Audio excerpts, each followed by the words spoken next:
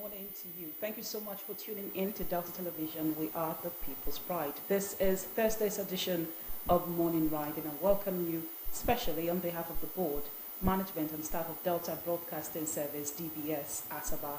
My name is Blessing Usiagbada, but this morning I'm not riding alone. With me in the studio is the C to the H to the I to the ZZY, Cheesy Awuna. Good morning, Cheesy. Good morning, Blessing. How you doing? I'm doing very well. How are you doing? Amazing. I'm fine. Well, it's the last day in the month of July 2025. I'm excited. I'm excited as well. I don't know how the month of July has been for you and for Nigerians and for our viewer as well. Right. But I'm so glad that it's the last day in the month of July. I can't wait to see what August will bring forward. Yeah, exactly.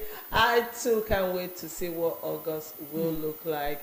The month of July was really challenging, or has been challenging. But you know what? We keep staying positive, knowing that August would bring something more beautiful for us. And then a lot has been going on in the country with insecurity, things looking like they're getting better, and then the next minute it's like the weather. You don't know when it's going to rain, but at the same time, I like the fact that a lot of Nigerians have been staying positive. We have no choice that every day you wake up, because every day it's a fresh start, and then you hope that the days get better. True. So like you rightly said, a lot of things have been happening in the country, and we do hope that as August comes till the end of the year, we'll see more positive things play out for us as Nigerians. Especially because our president has promised us a better Nigeria. He has promised us renewed hope. So let's pray that our hope will be renewed. But then our hope will only be renewed when we see positive results. Yes, positive results. Yes, when we see things that would, make us have more hope. But we'll leave that for the newspaper review when we get to newspaper review. This morning we're going to be starting with trending headlines. After trending headlines, we look at our newspapers, and then we'll bring you our interview segment. But let's start with trending issues this morning. Yesterday, hospitals in different states in Nigeria was crippled by silence because the National Association of Nigerian Nurses and Midwives, NANMM, that's the acronym for the National Association of Nurses, at 30% consolidated, 20% specialist allowance, upward review of uniform allowance of 300,000 naira per annum, Constitutional Governing Board of the Nursing and Midwifery Council of Nigeria, Constitution of Board of Federal Health Institutions to reflect fair representation of nurses. And these are some of the issues that the nurses have been urging the federal government to look at. Now, if you look at these demands, I would say they're not too much. These things are things. It's not outrageous. It's not outrageous. Yeah. 300,000 naira per annum. It is something that the federal government can do. So the question is, why is it that the federal government most times wait until the ultimatum ends and workers go on strike before they call them for a meeting? Why not call them for a meeting at the start, when they started issuing the warnings, when they started saying we're going to go on a strike? They wait until the ultimatum has expired and these workers go on strike, then you call them and you want to negotiate with them. Yeah. I almost feel like a lot of government officials, when they hear strike, Nigerians feel like the class of the elite class, they live in a different Nigeria. Exactly. Why the masses are living in a different Nigeria? Yes. Because you can't come on national TV and be lying so confidently. Even if you don't live in areas where insecurity is on the rise, even if you don't live in areas where the price of food are outrageous. You read the papers, you read headlines, and then there's social media. You hear Nigerians talk, so you can't go on national TV to say that all is well in Nigeria. Let's be objective, because that's our role as journalists. We have to be objective. Yes. In as much as we would not push, we don't want to push the narrative that there's fire on the mountain and we want citizens to start crying out. We also have to be objective and state things the way it is. Yes. The healthcare sector has to be looked at. The issues have to be addressed. Remember, you said the president has promised Nigerians renewed hope. And I said the only way our hope will be renewed is if we see positives and let the nurses go back to the hospitals, and in the next few months nurses will come back again and say, the federal government did not honor the agreement and we were going back on strike. It's not nice. So this should be addressed. Right. So when I was talking about the Super Falcons, what I was trying to explain was, I saw the speed and energy at which they gave them these monies, or at which they announced that we are giving you this money, and then the furnish housing. I don't know if that same energy can be put into the health sector and other critical sectors, and even the education sector.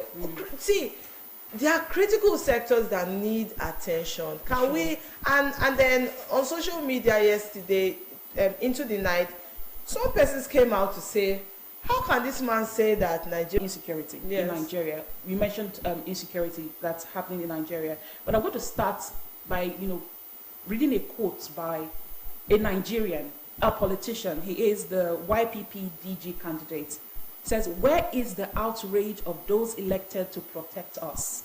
I can only begin to imagine the pain of a mother whose vibrant, visionary son, so full of hope and plans for his family, is suddenly no more. Now, I don't know if you've heard of the story of the man he's probably called the fish magnet. He was kidnapped and he was killed even after ransom was paid. This happened in Anambra State. The Anambra State Police Command has vowed that it would leave no stone unturned to arrest the criminals who kidnapped and killed Mr. Martin Ifesinachi Onyekere.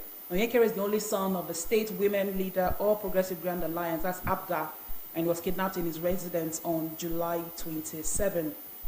According to the Anambra State Police Command, Spain, to protect to protect our communities. Right. We're not safe in the market, we're not safe at home, we're not safe in church, we're not safe in school.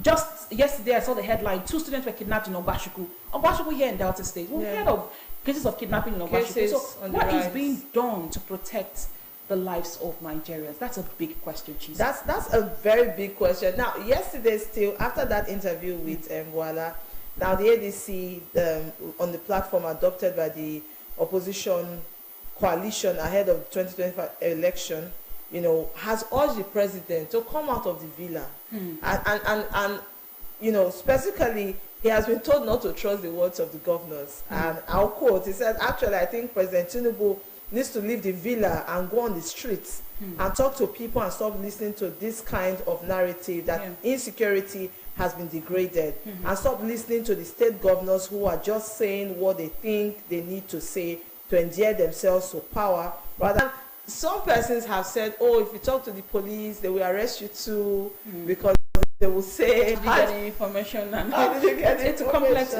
issue. So it's a complex issue. I think all hands need to be on top gear to fight insecurity. And it's also really unfortunate because yesterday I was thinking to myself, I said, every time we hear, oh, bandits were killed, I don't think I've ever seen bodies of the bandits with my eyes or they've been displayed. How about we get to a point where you say something like bandits were captured and they were prosecuted, because it will also serve as a deterrent to other persons who are trying to, do same thing. They will be warned. Okay, so let's just move on to the next thing. So let's just quickly move on. So something really catching that I saw yesterday on the news. YouTube too has been added to the ban of social media platforms for teenagers under 16. Under 16. It's a welcome development, but it has its advantages and disadvantages.